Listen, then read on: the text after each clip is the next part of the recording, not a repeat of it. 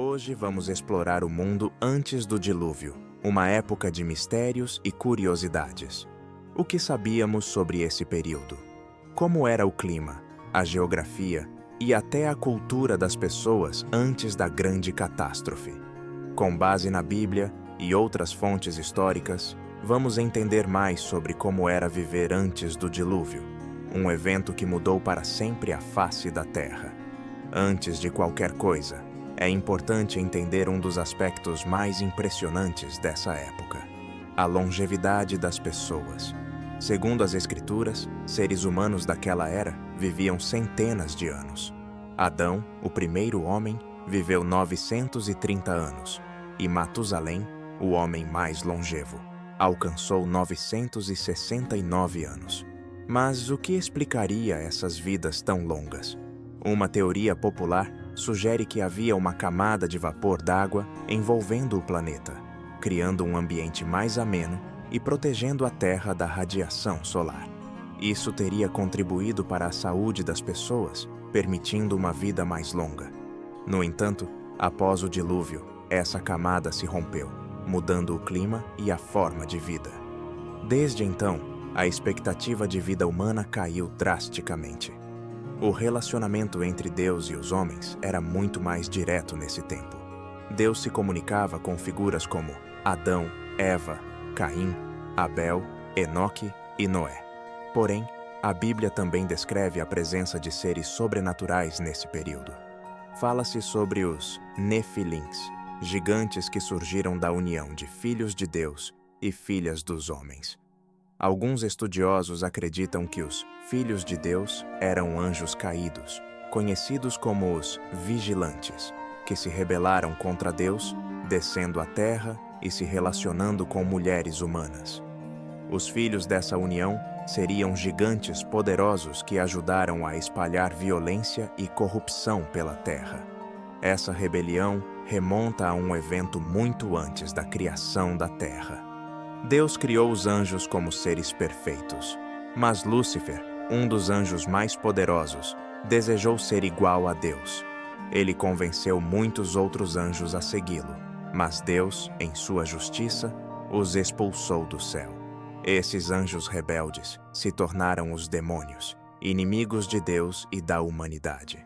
Quando Deus criou Adão e Eva, Satanás, como um ser astuto, usou a serpente para enganar Eva, fazendo-a duvidar da palavra de Deus. Ela e Adão desobedeceram e comeram do fruto proibido, introduzindo o pecado no mundo e separando a humanidade de Deus. O pecado rapidamente se espalhou pela humanidade.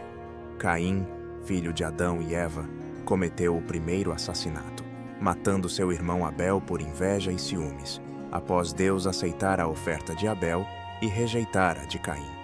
Como punição, Caim foi amaldiçoado e condenado a vagar, mas ele fundou uma cidade, iniciando o desenvolvimento de uma civilização. Porém, essa civilização se afastou de Deus, imersa na violência e imoralidade. A linhagem de Sete, outro filho de Adão, foi marcada por uma fé mais sólida. Enoque, um descendente direto de Sete, andou com Deus e foi arrebatado sem ver a morte, mostrando que ainda havia pessoas fiéis a Deus no meio de tanta corrupção. Mas, com o tempo, a humanidade se corrompeu completamente.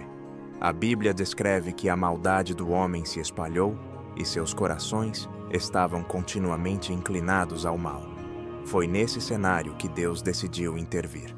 Contudo, encontrou em Noé um homem justo, que andava segundo seus preceitos. Noé foi escolhido por Deus para preservar a vida. Ele recebeu a missão de construir uma grande arca, um barco que deveria resistir às águas do dilúvio e abrigar sua família e 2 de cada espécie de animal. A construção da arca levou cerca de 120 anos, tempo durante o qual Noé advertiu as pessoas sobre a destruição iminente, mas elas ignoraram suas palavras e continuaram em seu pecado. Quando o tempo se completou, Noé e sua família entraram na arca, juntamente com os animais, e Deus ordenou o começo do juízo. As fontes do abismo se romperam e as janelas do céu se abriram, fazendo a chuva cair por 40 dias e 40 noites. As águas cobriram a terra, e tudo o que tinha fôlego de vida foi destruído, com exceção de Noé, sua família e os animais na arca. Após 150 dias, as águas começaram a diminuir, e a arca repousou sobre o monte Ararat. Noé enviou uma pomba para verificar se a terra estava seca. E quando a pomba não voltou, ele soube que era seguro sair. Deus fez uma aliança com Noé, prometendo nunca mais destruir a terra com um dilúvio. O arco-íris foi colocado como sinal dessa aliança, um lembrete da misericórdia e fidelidade de Deus. A história do dilúvio nos ensina sobre a justiça de Deus, que não tolera o pecado, mas também sobre sua misericórdia, pois, através de Noé, Deus preservou a vida. A humanidade, apesar de sua queda, ainda pode encontrar graça diante de Deus, se arrepender e voltar a viver segundo sua vontade.